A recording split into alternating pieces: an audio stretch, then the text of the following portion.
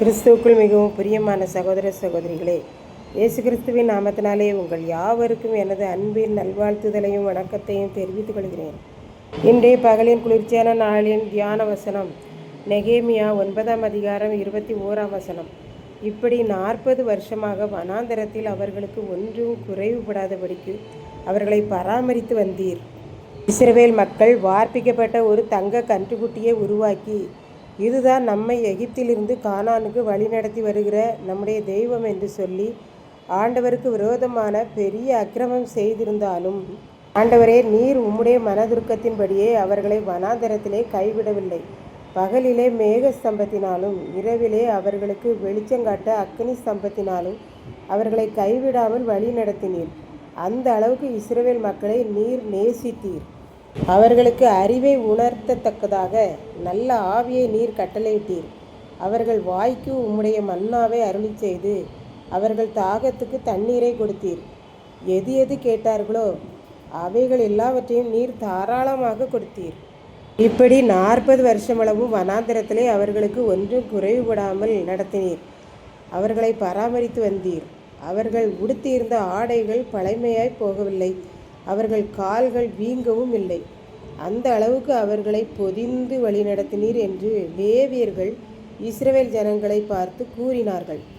ஒரு வயதில் எகிப்திலிருந்து சென்றவர்களுக்கு 40 வருஷமளவும் அந்த ஆடை அவர்களுக்கு சரீரங்களுக்கு ஏற்றாற்போல பெரியதாய் வளர்ந்து கொண்டே போனது. சரீரம் வளர வளர ஆடையும் வளர்ந்து கொண்டே போனது. பழைய வஸ்திரங்களாகவும் மாறவில்லை. 40 வருஷ காலமாய் கால்நடையாய் நடந்திருக்கிறார்கள். அவர்கள் எல்லா வயதுள்ளவர்களுக்கும் நடந்தே செல்லுகிற ஒரு அனுபவம் அவர்களுக்கு கிடைத்திருக்கிறது. வயதானவர்களுக்கும் கால்கள் வீங்கவே இல்லை என்று அவன் சொன்னான். இப்படித்தான் பணக்கார குடும்பத்தில் திடீரென இளம் வயதிலேயே கணவர் மரித்து போனவர் நிறைய கடன்களை வைத்துவிட்டு போய்விட்டார். ஆகவே மனைவி இருந்த சொத்துக்களை எல்லாம் விற்று எல்லா கடனையும் அடைத்து விட்டார்.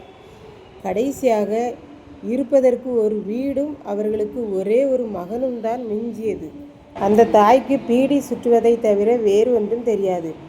ஆகவே அந்த வேலையை செய்து அதில் வருகிற கொஞ்ச வருமானத்தில் அது தினமும் தானும் தன்னுடைய மகனும் தயிர் சாதம், ரச சாதம், இப்படி மிகவும் எளிமையான ஆகாரம் எது என்று பார்த்து பார்த்து செய்து சாப்பிடுவார்கள்.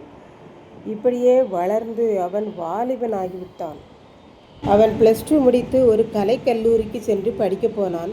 அப்போதும் அவர்கள் அம்மா மோர் சாதம், ரச சாதம், இப்படி அனுதினமும் எளிமையான சாப்பாட்டையே கல்லூரிக்கும் மதிய சாப்பாட்டுக்கு கொடுத்து விடுவார்கள்.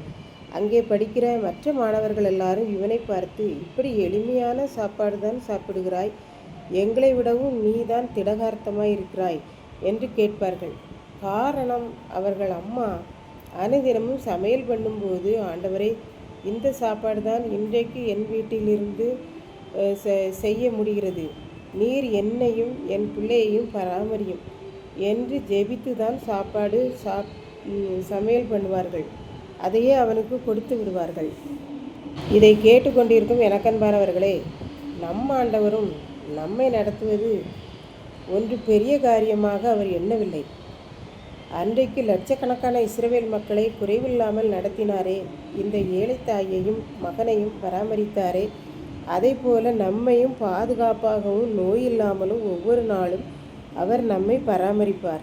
ஆகையால் நாம் ஒவ்வொரு நாளும் எதை செய்தாலும் ஆண்டவரிடம் சொல்லி ஜெபித்து காரியங்களை செய்யும்போது அவர் அனுதினமும் நம்மை பராமரித்து போஷித்து உடுத்துவித்து ஒவ்வொரு நாளும் வழி நடத்துவார். கர்த்தர் தாமே இந்த வார்த்தைகளை ஆசீர்வதிப்பாராக.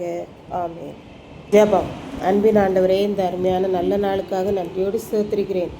இப்பொழுதும் இந்த வார்த்தைகளை கேட்டுக்கொண்டிருக்கிற ஒவ்வொரு பிள்ளைகளும் ஒவ்வொரு நாளும் தன் குடும்பத்தை உம்மிடம் அர்ப்பணித்து உம்மிடத்திலிருந்து பராமரிப்பை பெற்றுக்கொள்ள அருள் புரியும். மீட்பர் இயேசு கிறிஸ்துவின் நாமத்திலே தாழ்மையோடு வேண்டிக் கொள்கிறேன் பிதாவே. ஆமென்.